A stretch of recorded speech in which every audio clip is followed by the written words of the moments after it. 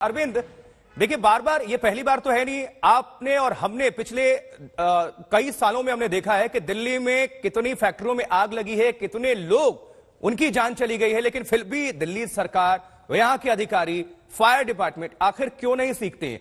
NOC नहीं ली जाती है, फिर भी फैक्ट्री धड़ल्ले से चल रही है, तो इसमें सिर्फ फैक्ट्री मालिक की गलती नहीं है, बहुत सारी चीजें, बहुत परतें इसमें छुपी हुई हैं, हर कड़ियों को जोड़ना होगा, बहुत लापरवाही है, क्राइम, जुर्म है। जी बिल्कुल, हर स्टेज पर लापरवाही है आशुतोष, मैं आपको बताऊं। और मैं बिल्कुल इस बिल्डिंग के अब आपको नजदीक ले जाना चाहूंगा। देखिए, अगर ऊपर देखें तो आप एनडीआरएफ के जो जवान हैं वो सेकेंड फ्लोर पर अभी भी आपको दिखाई दे रहे होंगे। दरअसल रेस्क्यू ऑपरेशन पूरा हो चुका है, लेकिन क्या कोई शख्स अभी भी वहां पर मौजूद है? क्या कोई इंसानी अवशेष वहां मौजूद है? उसको तलाशने की कोशिश की जा रही है। पहली मंजिल पर भी देखिए तो आप जो फायर डिपार्टमेंट का जो जवान है वो आपको दिखाई देगा। और जैसा कि आपने सवाल पूछा था आशुतोष, देखिए ये जो मुंडका का इलाका है, ये बिल्डिंग आपको दिखाई देगी, यहीं से कुछ दूरी पर बवाना है। अगर आपको याद हो तो उस बिल्डिंग में दिवाली के वक्त पटाखा बनाने की फैक्ट्री थी और 20 लोगों की मौत हो गई थी। और सबसे बड़ा खुलासा आज तक पर खुद जो दिल्ली फायर सर्विस के अधिकारी है उन्होंने कहा है कि ये जो बिल्डिंग है इसकी एनओसी नहीं थी। यानी ये जो बिल्डिंग में फैक्ट्री में जो काम चल रहा था वो तमाम नियम और कानून को ताक पर रखकर यहाँ पर चल रहा था। यानी जो लोग यहाँ पर काम कर रहे थे वो उनकी जो जान थी वो पूरी तरह से दांव पर थी। और खुद आज तक से बातचीत में जो दिल्ली फायर के चीफ उन्होंने बताया कि इसमें एनओसी थी और मुंडका इलाके में जितनी भी फैक्ट्रियां हैं किसी में भी एनओसी नहीं थी। यानी जो स्थानीय प्रशासन है उसकी मिली भगत से यहाँ पर ये तमाम फैक्ट्रियां चलती है। और अरविंद, ये बहुत, और ये जैसा कि कह रहे हैं, सिर्फ लापरवाही नहीं है, ये तो अपने आप में अपराध है, जुर्म है, क्राइम है। जितने लोग हैं इस पूरे नेक्सस में निश्चित तौर पर वो भी गुनहगार हैं, उनको भी सजा होनी चाहिए। क्योंकि आपको याद होगा पिछले कई सालों में गत्ता फैक्ट्री, चप्पल फैक्ट्री, जो रबर फैक्ट्री, टायर फैक्ट्री, वहां पर धड़ल्ले से ये बिना एनओसी के काम चल रहा था। आपको याद होगा बहुत लोगों की मृत्यु हुई थी। बावजूद अधिकारी, ये पूरा दफ्तर, ये चेतते क्यों नहीं है? सरकार चेतती क्यों नहीं है? सिर्फ एक दो गिरफ्तारी से पल्ला झाड़ लेते हैं और नतीजा ये होता है कि 2-4 महीने के बाद से फिर से वही आग का मंजर और लोग मारे जाते हैं। अरविंद जी बिल्कुल आशुतोष, और सबसे बड़ा सवाल यही है कि देखिए दिल्ली फायर चीफ ने कहा है कि हम एनओसी उनको देते हैं जो एमसीडी जब उस बिल्डिंग का या उस फैक्ट्री का नक्शा लेकर आती है।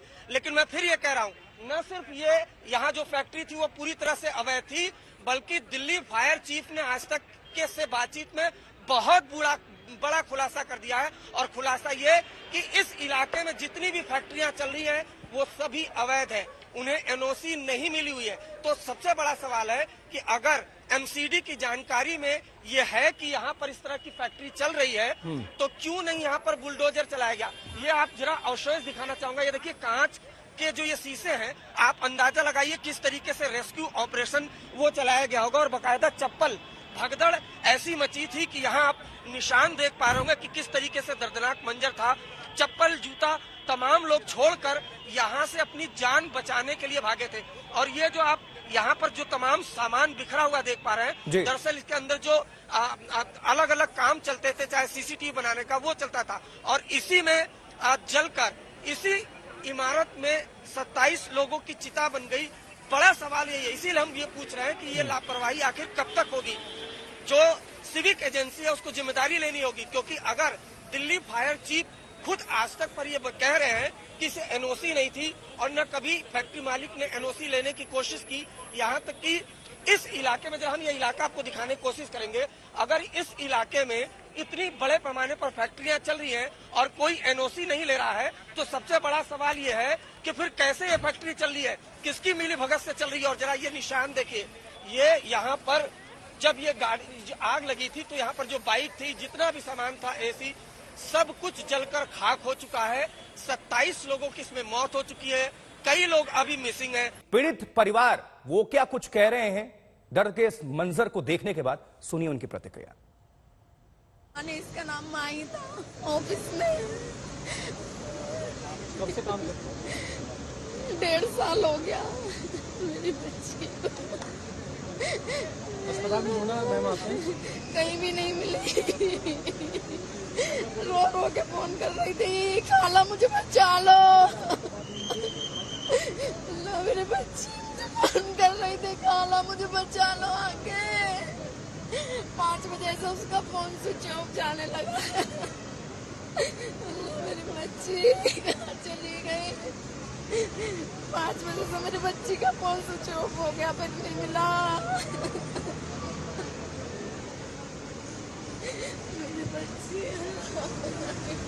मेरे उससे 4:30 बजे फोन आया था कि मम्मी मेरे ऑफिस में आग लग गई है, आप आओ, फायर ब्रिगेड वालों को कॉल करो।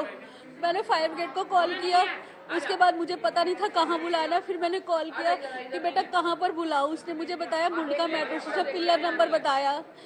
उसके बाद 2 बारी बात हुई है, वो लोगों को निकलवा रही थी पर लेकिन एम्बुलेंस नहीं पहुंची थी। खुद लोगों को निकलवा रही थी। हाँ, उसकी मेरे को आवाज आ रही थी फोन पर, आंटी आप निकलो, आप चलो साइड हो जाओ, डरो मत, उसकी मेरे को आवाज आ रही थी ये सब। उसके बाद उसको फोन नहीं लगा। उसके बाद मैं वहाँ आई हूँ, वहाँ पर पुलिस वाले भी कुछ नहीं बता रहे थे मेरे को कि कहाँ पर भेजा है कहाँ नहीं भेजा। एक फोटो दिखा के मैं पूछ रही थी मेरी बेटी एम्बुलेंस में गई है इसमें। कितनी बड़ी आपकी बेटी है? मेरी बेटी 26-27 साल की है। मैंने कहा इस एम्बुलेंस में गई है, इसमें से हर जगह फोटो दिखाई पर किसी ने नहीं बताया मेरे को। कितने समय से वो काम कर रहे थे? 5:30 बजे 4:30 आग लगी है और मैं 5:30 बजे आ गई थी मैं।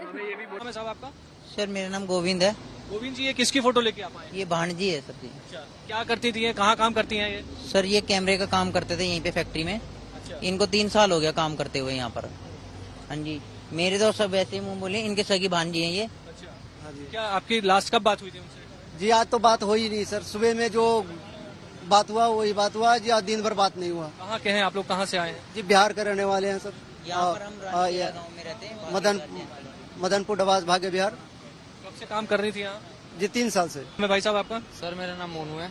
क्या आप ये फोटो किनके लेके आए हैं? ये मेरे यार दोस्त की बहनें हैं, इन्हों को हम ढूंढने आए थे, हॉस्पिटल में ढूंढा सर, माँ नहीं मिले, तो हम यहाँ पता आखिर उम्मीद लेके यहाँ आए, हम इन्हों को हम ढूंढने आए हैं। पूजा की माताजी बात करने के लिए मौजूद हैं। पूजा की उम्र 19 साल है और वो भी उसी फैक्ट्री में काम करती थी जहाँ पर आज ये भीषण आग लगने का हादसा हुआ है। माताजी कितने समय से काम कर रही थी पूजा? तो है उन लड़की का। बिल्कुल, हम आपका दर्द बिल्कुल समझते हैं और हम चाहते हैं कि आपकी बात हम ज़्यादा से ज़्यादा लोगों तक पहुँचाए ताकि आपकी बेटी आपको जल्द से जल्द मिल पाए। कितने समय से काम करती थी वो वहाँ पे? 3 महीना कर रही थी। 3 महीने से। हाँ। आपकी आखिरी बातचीत क्या हुई थी? वो तो सुबह नहा धो को निकली बस, फिर तो बातें नहीं हुई। वीरेन नेगी भी हमारे साथ हैं जिनकी भाभी इस वक्त लापता हैं। वीरेन, आपकी भाभी की आप तस्वीर बता पाए और उनका नाम क्या है, बता पाए तो? भारती नेगी। भारती नेगी, आप तस्वीर बता पाएंगे उनकी? बिल्कुल। कब से फैक्ट्री में काम करती थी? उनको हो गया 1.5-2 साल हो गए। देखिए ये तस्वीर है इनकी भाभी की, क्या नाम है इनका? भारती नेगी। भारती नेगी। कितने समय से काम करती थी भारती जी? 1.5 साल हो गए। 1.5-2 साल हो गए थे।